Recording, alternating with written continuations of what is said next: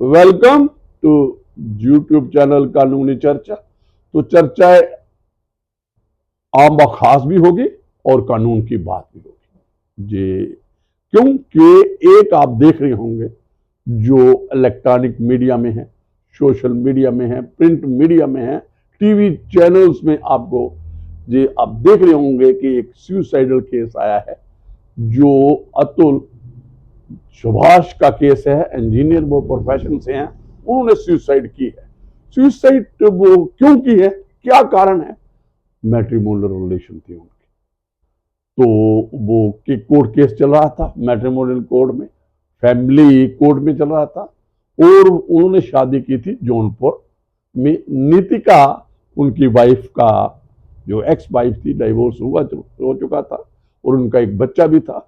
जैसे ये बातें हैं तो ये एक फैक्ट्स हैं जो आपकी जानकारी में होंगे। लेकिन मैं आज ये बात कर रहा हूं कि क्या कमी है, कहां ये कमी रह जाती है कि इस किस्म का जो एग्रावेटिव आप कह सकते हो, ये जो फोर्सफुल, उसको अंडर कंपल्शन सुसाइड करनी पड़ती है। और एक हमने इंजीनियर खोया, और वो कहते हैं कि आर्टिफिशियल इंटेलिजेंस का रिलेटेड इंजीनियर थे। तो कुछ भी एक इंसानी जान गई, और क्या कारण बना ये आप लोगों को ये मैं ये आज बात करूंगा सेक्शन 498 ए इंडियन पिनल कोड की थी पहले, जो लेकिन वो बदल के अब नया जो 3 क्रिमिनल लॉज आए हैं, तो उनमें से एक भारतीय न्याय संहिता जो इंडियन पिनल कोड ने रिप्लेस किया है। तो उसकी 2 सेक्शन आए, पहले 498 ए इंडियन पिनल कोड थे और अब वो है सेक्शन 2। तो सेक्शन 2 क्या है, 85 और 86। तो एक में जिस ऑफेंस है थोड़ी डेफिनेशन है, और एक्सप्लेनेशन जो है वो 86 जो भारतीय न्याय संहिता की है, और 85 में उसको किया है कि ये पनिशेबल है विद पर्टिकुलर। और देखिए ये वर्बटम सेम है। बात काफी देर से सुप्रीम कोर्ट ऑफ इंडिया ने कई जजमेंट में कहा कि इसका मिसयूज हो रहा है। तो कई जजमेंट में मैं कई केस में बता दूंगा। और ये एक कहते हैं, मैं मैट्रिमोनियल कोड में 2 साल, तो मैंने देखा लिटिगेशन जो है मैट्रिमोनियल लिटिगेशन, ये हर एक जगह, हर थ्रू आउट इंडिया, इसमें आप देख सकते हो बहुत ज्यादा उछाल है, इंक्रीज है। और क्या है, ठीक है मैट्रिमोनियल डिस्प्यूट्स राइज होते हैं, लेकिन इसका मिसयूज जो पहले ये लॉ बनता है, लॉ एक कॉमन आदमी को कंसिडरेशन रख के जो लेजिस्लेशन पार्लियामेंट हमारी स्टेट लेजिस्लेचर बनाती है। लेकिन जो ठीक है, जहां पे डोरी डेथ के भी केस आए, प्रोहिबिशन ऑफ डोरी एक्ट आया, और ये डोमेस्टिक वायलेंस एक्ट है, ये सारे जो ये एक्ट थे, कानून थे, ये वुमेन को प्रोटेक्शन देने के लिए, उसकी सेफ्टी सिक्योरिटी मैट्रिमोनियल होम में। लेकिन फिर क्या था, जो मैं एक बात बता दूं, मैं पहले भी बात कर चुका हूं कि जो लोग सफर हैं, वाकया जिनके साथ जो वारदातें होती हैं, एक्सप्लॉइटेशन होती है, और वाकया जिनके केस इसमें आते हैं, वो उनमें रिपोर्टिंग नहीं होती है, क्योंकि वो गांव देहात के लोग होते हैं। तो वो दूर दराज के लोग होते हैं, उनमें रिपोर्टिंग नहीं होती है, बहुत कम रिपोर्टिंग। लेकिन जो अर्बन जो एरिया के लोग हैं, जो मॉडर्नाइज हो रहे हैं, उनमें रिपोर्टिंग होती है। उसमें मुझे लगता है, जो मैंने असेस किया है, देखा है, तो वो मुझे लगता है, और मुझे लगता है दर्शक मेरे से इत्तेफाक करेंगे कि उसमें मिसयूज होता है, वहां मिसयूज होता है। और मिसयूज भी इतने लेवल तक होता है, हमने ये केस देखे हैं। मैं जब जहां मैट्रिमोनियल कोर्ट में था, और वैसे भी जब एज ए जहां पे सेशन जज जम्मू में था, तो वहां पे मैंने देखा कि 498 में एक तो हस्बैंड ठीक है, तो उसके पेरेंट्स दोनों इन्वॉल्व किए जाते हैं। तो ठीक है, पेरेंट्स भी एक डोमेस्टिक होम में होंगे, तो उसकी जो सिस्टर इन लॉज हैं, जो वीमेन वाइफ की, उनको भी इन्वॉल्व किया जाता है, वो अब्रॉड में हो चाहे किसी दूसरी स्टेट में शादी की हो, तो दूर दराज में हो, जस्ट टू जे सिर दबाने के लिए, प्रेशराइज करने के लिए। ऐसा बहुत से केसेस में हमने देखा। और फिर बात आती थी, ये बात आई, पहले आप देखिए अवाल्व कैसे लॉ होता है।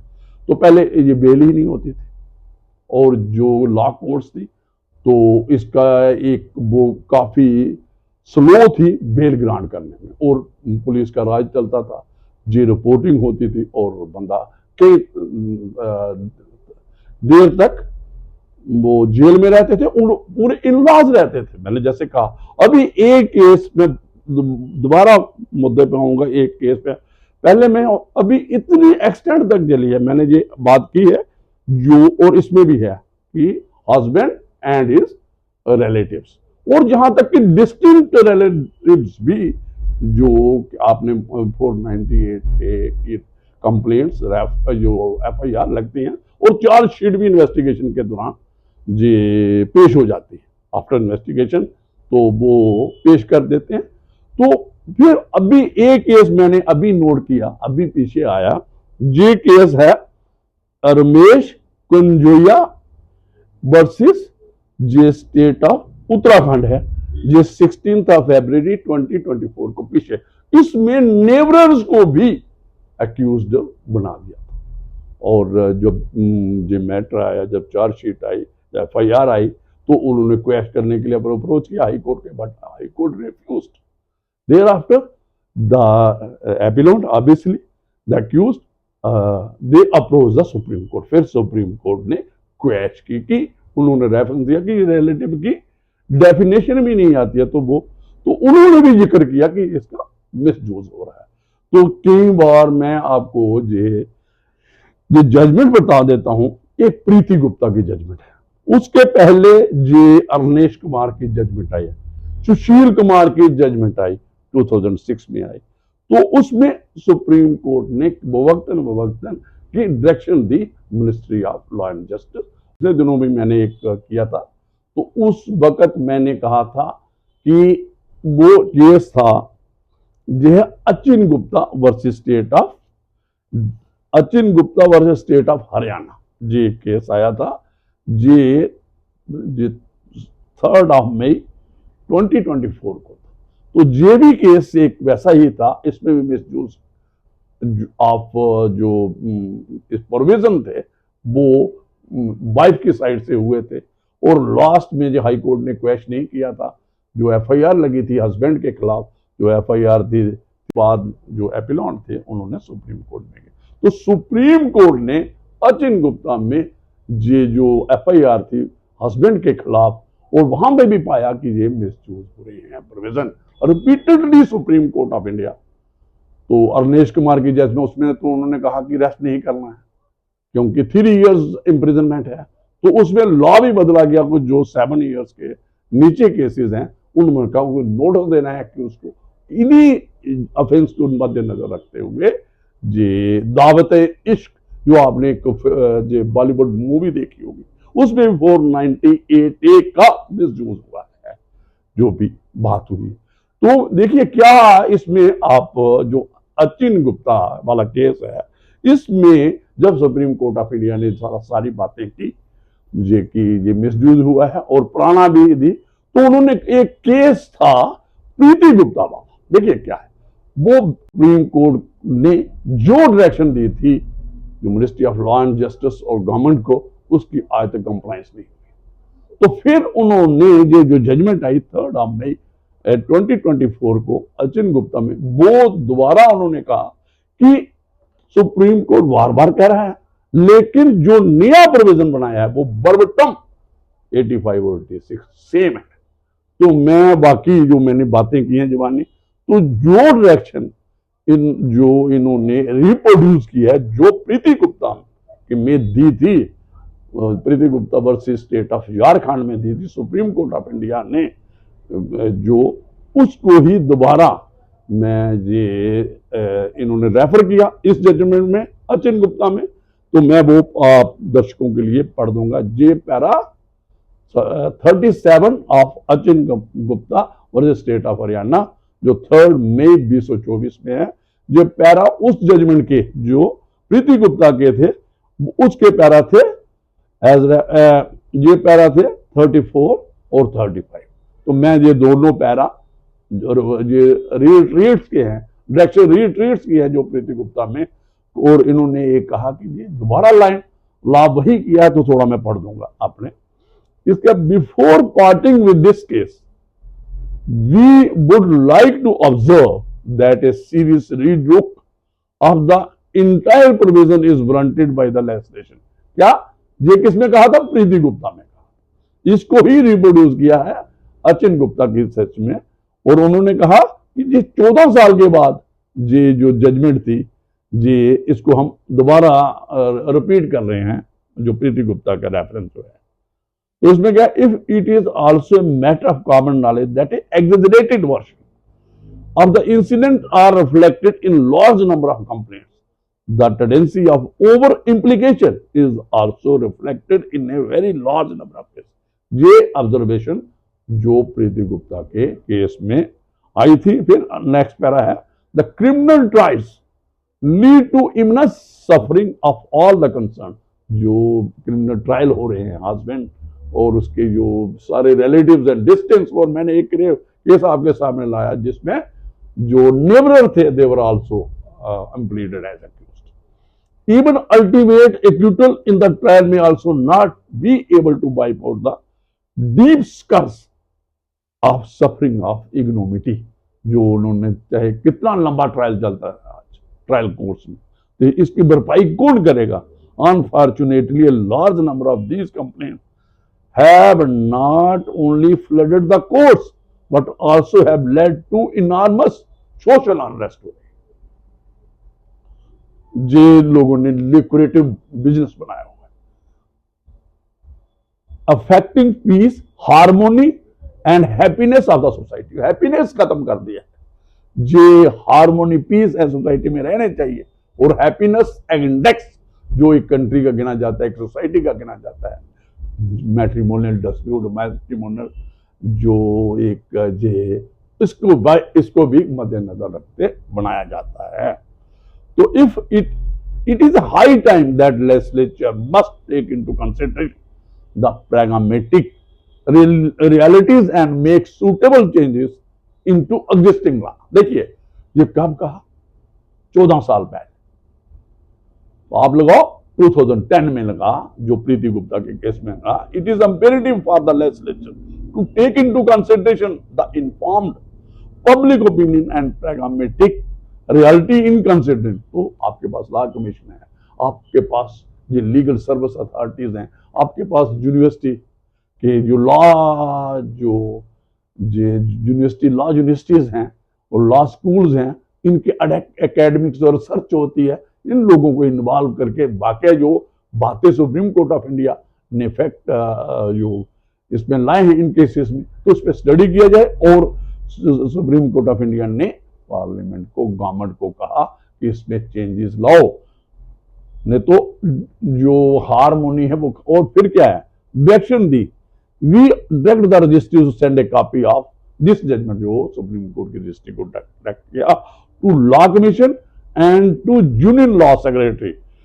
Government of India, who may place it before the honourable minister for law and justice to take appropriate steps in the larger interest of society. ये आ गया प्रीति गुप्ता। आगे ये सारा आगे क्या कहते हैं, तो जो कहते हैं उन्होंने फिर क्या किया इस केस में, वही इन्होंने कहा जो इसमें अचिन गुप्ता में जो 3rd of May, मैं रिपीट कर रहा हूं बार बार।